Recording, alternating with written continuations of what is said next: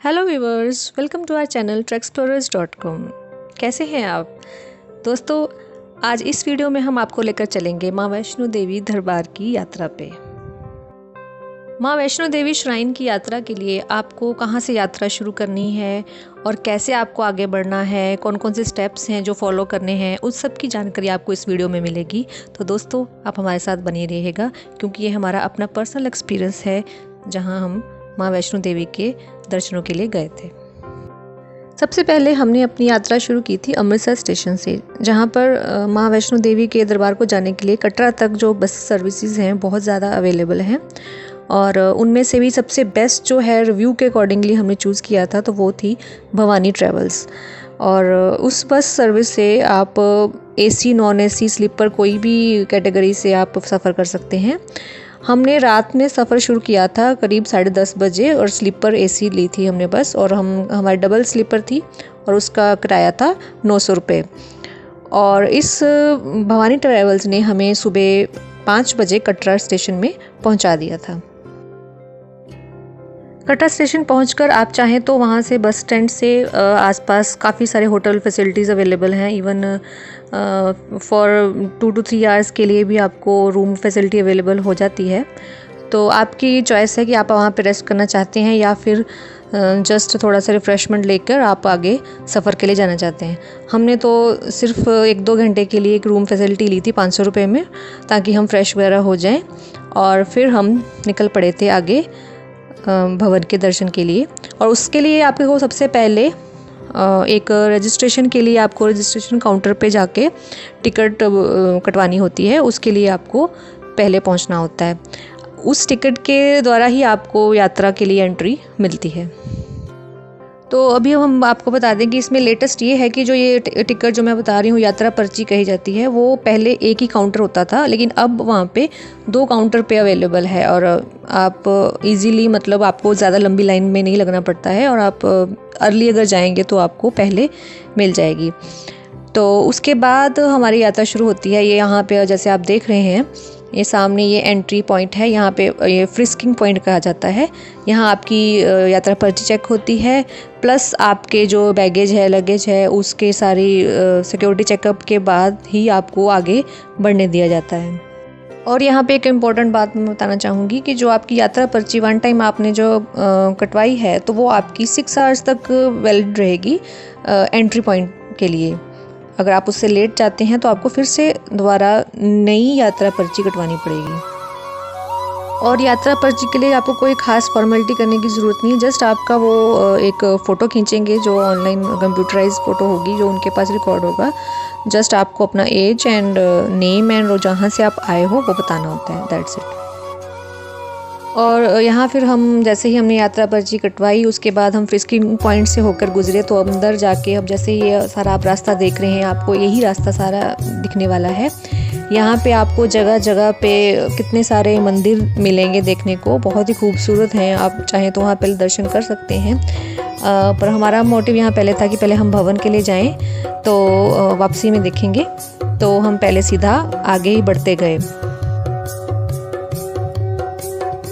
तो फ्रेंड्स, जैसे आप देख रहे हो, आपको सारा रास्ता ऐसा ही दिखने वाला है। बस आप श्रद्धा और विश्वास के साथ जय माता दी बोलकर आगे बढ़ते रहें तो आपको पूरी स्ट्रेंथ मिलती है आगे बढ़ने की, क्योंकि ये रास्ता बहुत ही लंबा है। करीब 13 से 14 किलोमीटर की ये रास्ता है, जिसमें चढ़ाई भी आएगी, उतराई भी आएगी, प्लेन रास्ता भी आएगा, हर तरह का रास्ता आएगा। सो आपको बस आगे बढ़ते ही रहना है।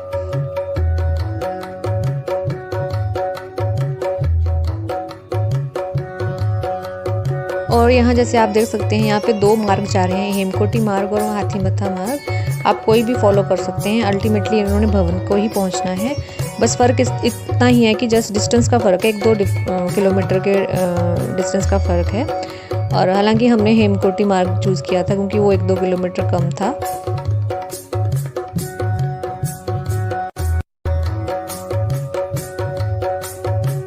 और जैसे कि आप देख रहे हो कि यहाँ रास्ते में आपको जगह जगह यहाँ पे ढोलक नगाड़े बजाते हुए लोग मिल जाएंगे, जो आपको एक तरह से बूस्ट करते हैं चलने के लिए, आपको हिम्मत बढ़ाते हैं आगे बढ़ने के लिए। आप चाहें तो इनको थोड़ा दान दक्षिणा दे सकते हैं। और रास्ते में कई जगह पे माता की जो कंजक के रूप में कन्याएं होती हैं वो आपको बैठी हुई मिलेंगी आपको। और यहाँ पे एक और नया मार्ग बना दिया गया है जिसको ताराकोटी मार्ग कहा है, जो भवन की तरफ को ही जाता है, लेकिन एक अलग रास्ता जैसे कि पहाड़ों में से काट के एक नया रास्ता बना दिया गया है।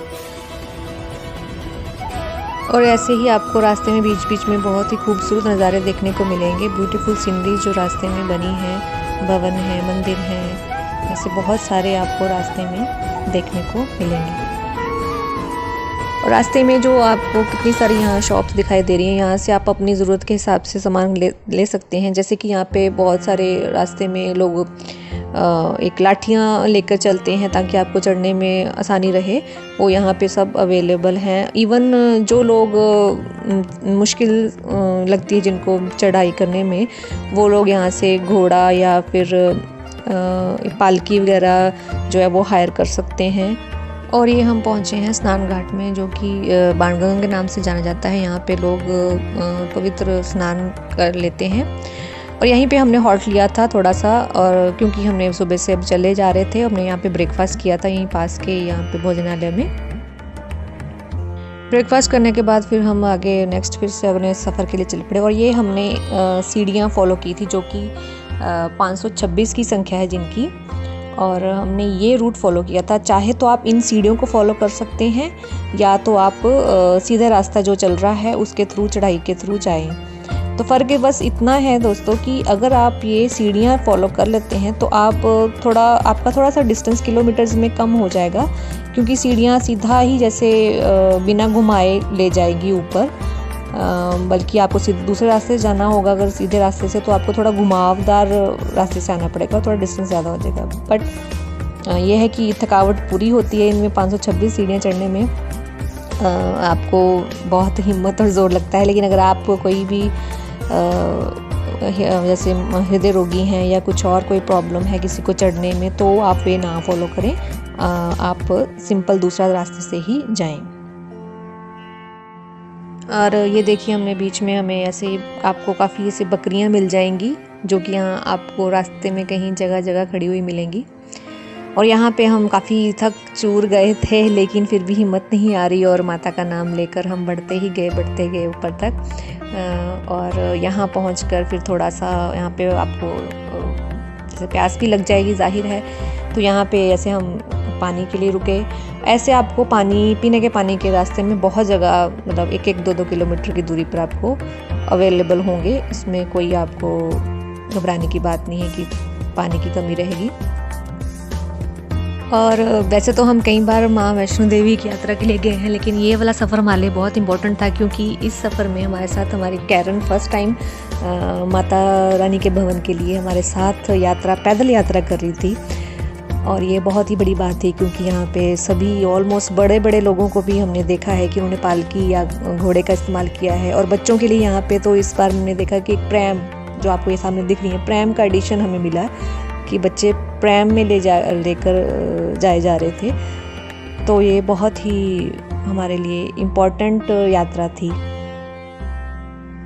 और आपका यात्रा का मनोबल बढ़ाने के लिए यहाँ पे जगह जगह स्पीकर्स लगे हैं, जिनमें भजन मंत्र उच्चारण लगातार चल रहा है। इवन अनाउंसमेंट्स चल रही हैं ताकि आपकी यात्रा सुखद हो।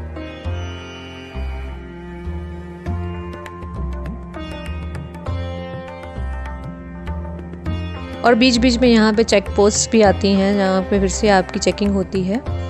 और ये सुंदर दृश्य हमें यहाँ से पहाड़ों का नज़ारा जो हमने थोड़ा सा कैप्चर किया था रास्ते में चलते हुए।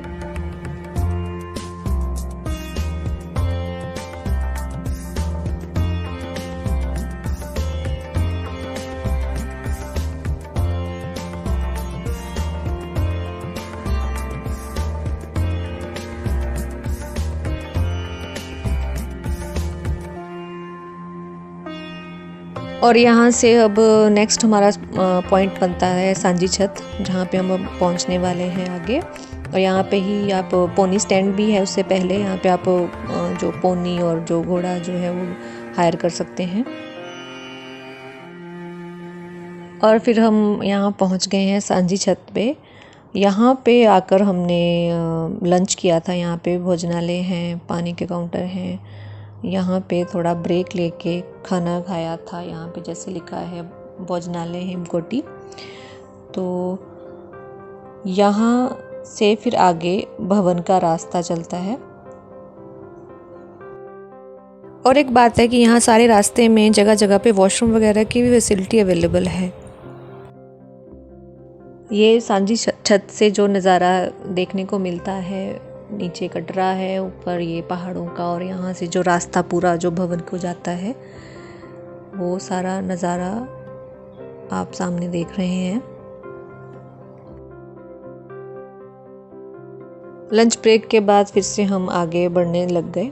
और यहाँ पे जगह जगह आपको शूटिंग स्टोन के लिए प्रिपेयर किया जाता है, क्योंकि यहाँ पे जगह जगह है प्लेसेस कि आप ऊंची पहाड़ी पर है स्थित ये भवन, तो यहाँ पे कभी भी मौसम बदल सकता है और वहाँ से पत्थर गिरते हैं। सो यहाँ पे वार्निंग दी जाती है कि आप यहाँ बढ़ते रहिए, आप यहाँ ज़्यादा देर रुकिए मत।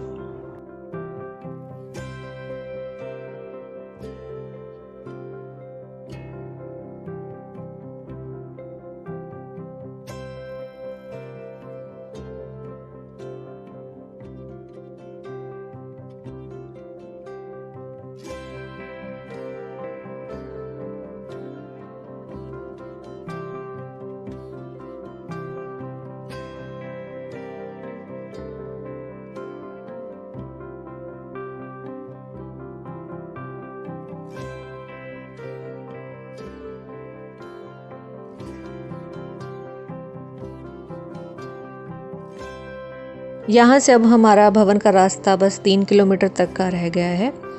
तो बस अब हिम्मत रख के हम आगे बढ़ते जा रहे हैं।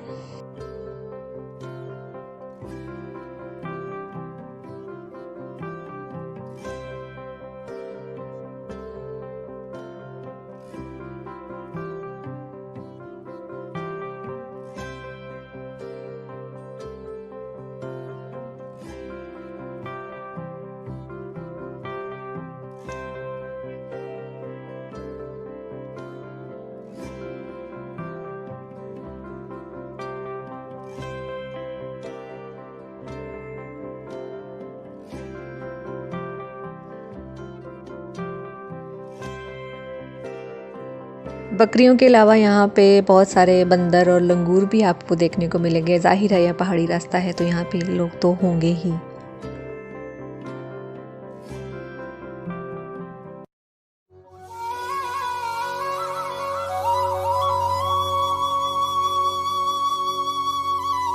और ये यहाँ से मैं आपको जूम करके दिखा रही हूँ, ये जो दिख रहा है सामने, ये है भवन, माता रानी का भवन। बस अब यहाँ तक हमें पहुँचना है। इतना सा रास्ता बस अभी और हमें तय करना है।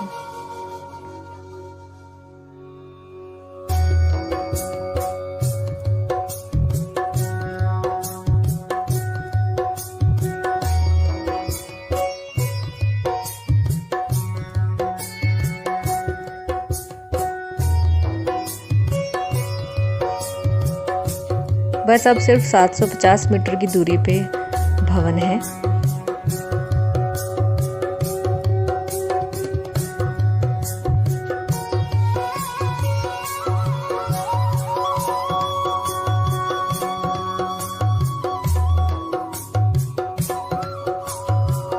और ये अब हम पहुंच गए हैं। भवन से पहले आते हैं लॉकर पॉइंट है, भेंट शॉप है, जहां से आप माता रानी के लिए जो चढ़ाने के लिए प्रसाद यहां से खरीद सकते हैं। और ये सामने भवन के आपको दर्शन हो रहे हैं। और एक बात बता दें कि यहाँ पे एक नई जो चीज़ ऐड हुई है वो है यहाँ पे ये रोपवे, जो भवन से आपको ऊपर भैरव मंदिर की तरफ ले जाती है।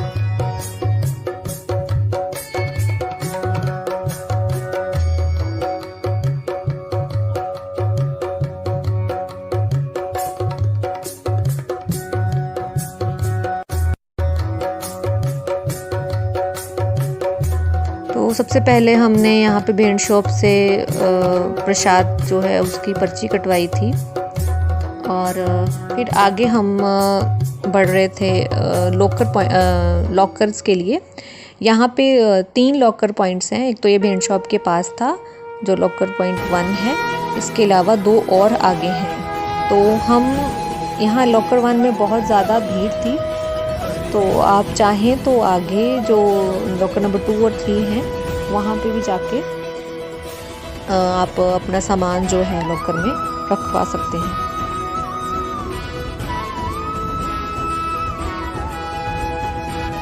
और यहाँ पे ऐसे ब्लैंकेट स्टोर हैं, जैसे किसी ने अगर आपको रुकना है, ठंड होती है ऊपर वहाँ पे, तो वहाँ पे आप ब्लैंकेट्स भी आप अपने लिए बुक करवा सकते हैं।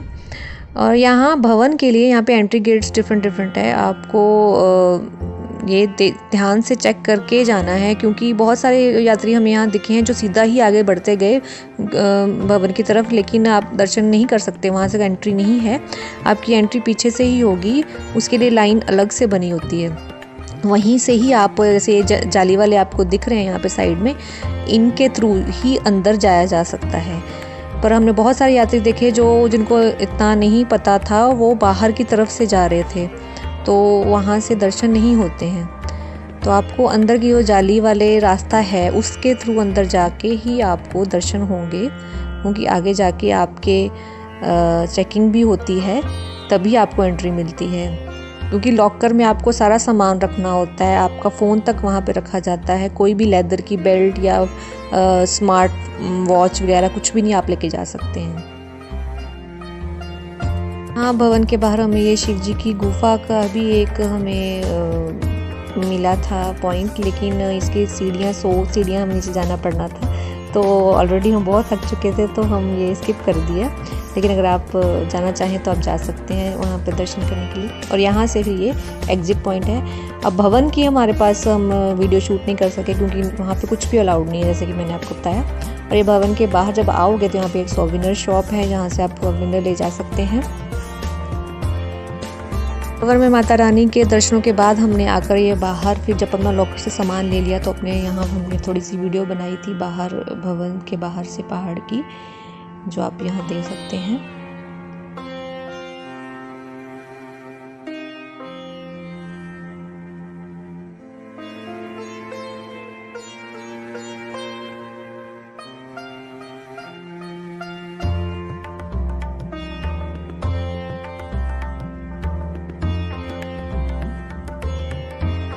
हमने ये यात्रा नवरात्रों की बात की थी, तो अभी कुछ 1 वीक का ही डिफरेंस रहा होगा। तो यहाँ पे अभी भी नवरात्रों के टाइम पे जो सजावट यहाँ की गई थी फूलों से, ओरिजिनल फूलों से, रास्ते की, भवन के रास्ते की, वो अभी भी यहाँ पे दिखाई दे रही है।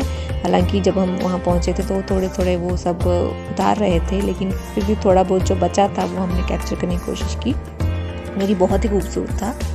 अब इसके बाद हम भवन के दर्शन, माता के दर्शन के बाद हम जा रहे हैं अब भैरव बाबा के दर्शनों के लिए। कहा जाता है कि माता रानी के दर्शनों के बाद भैरव बाबा के दर्शन करना बहुत ज़रूरी है। ये मान्यता है कि तभी आपकी यात्रा सफल होती है, अगर आप माता रानी के भवन में दर्शनों के बाद भैरव के मंदिर जाते हैं। तो यहाँ जब हम जैसे ही भवन से भैरव की तरफ बढ़े, तो एकदम से मौसम जो था आप देख रहे हो बदल गया था। जो पहले धूप निकली थी तो एकदम से हवा सी चलने लग गई और थोड़ा बादल से आ गए और थोड़ा अंधेरा एकदम से छा गया। हालांकि हमने 3 बजे के टाइम पे, दोपहर के 3 बजे के टाइम पे भवन में दर्शन किए थे, और यहाँ पे कोई 5 बजे का टाइम होगा, लेकिन एकदम से मौसम ऐसे चेंज हो गया, क्योंकि अभी हम और पहाड़ के ऊपर जा रहे हैं। तो जैसे जैसे आप पहाड़ों के ऊपर जाते हैं तो थोड़ा मौसम बदलता ही है और ठंडा होता ही है। तो यहाँ पे कई यात्री जो श्रद्धालु हैं भैरव बाबा के जयकारे लगाते हुए बढ़ रहे हैं, ताकि आपको पूरा हिम्मत मिलती है ये यात्रा करने के लिए। क्योंकि हालांकि फिज़िकली आप थक चुके होते हो, बट मेंटली आपको पूरा जोश के साथ आगे बढ़ते रहना पड़ता है, तभी आपकी यात्रा ये हो पाती है और तभी सफल भी हो पाती है। और यहाँ से अब हम आगे मंदिर की तरफ बढ़ रहे हैं भैरव बाबा के।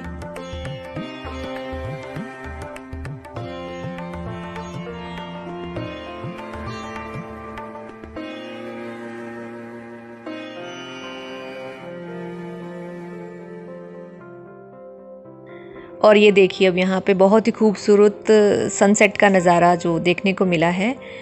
और यहाँ पे हल्का हल्के ठंडा भी हो गया है, मौसम यहाँ पे बदल गया है और धीरे धीरे बूंदाबांदी होनी शुरू हो गई थी हवा के साथ साथ।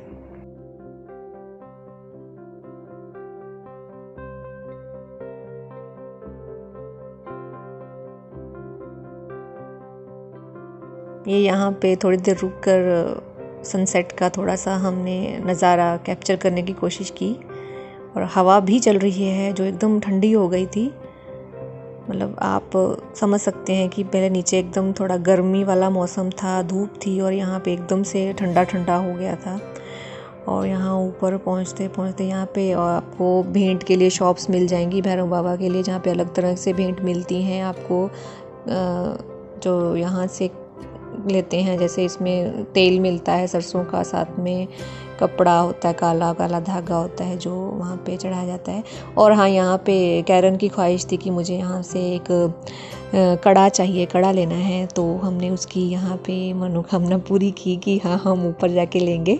तो अब यहाँ पे हमने भैरव बाबा के लिए भेंट चढ़ाने के लिए यहाँ से सामान ख़रीदा, और साथ ही कैरन के लिए एक कड़ा जो कि उसकी पसंद का था वो उसके लिए हमने लिया, जो कि उसको पसंद आया।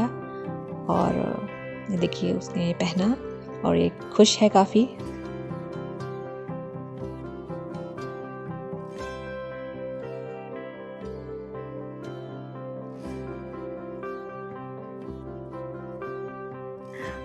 अब देखिए ये हम ऊपर पहुंच गए हैं भैरव बाबा के मंदिर के पास। और देखिए आप बाहर देख सकते हैं कि यहाँ बारिश तेज़ हो गई शुरू, और एकदम ठंडा हो गया था मौसम यहाँ पे। और यहाँ पे हमें कपड़े भी थोड़े और डालने पड़े, क्योंकि ठंड का मौसम हो गया था, एकदम से फ्रीजिंग वाली जैसे हवा चल रही थी बिल्कुल। और ये ऊपर मंदिर है यहाँ, जहाँ से आप देख रहे हैं कि गलियारे से आ रहे हैं लोग। और ये थोड़ा सा हमने कैप्चर करने की कोशिश की बारिश का माहौल जो बाहर दिख रहा है, तेज़ हवा और बारिश भैरव बाबा के ऊपर से। और हम ये बताना चाहेंगे कि यहाँ का जो डिस्टेंस है भवन से भैरव बाबा का डिस्टेंस सिर्फ 2 किलोमीटर का ही है। तो दोस्तों यहाँ से आप देख सकते हो ये हेलीकॉप्टर का पॉइंट है। यहाँ पे आप हेलीकॉप्टर से भी आ सकते हैं अगर आप नहीं चढ़ाई कर सकते। तो इसके साथ हमारी यात्रा ये सफल होती है। कैसा लगे आप कमेंट बॉक्स में ज़रूर लिखिएगा। धन्यवाद।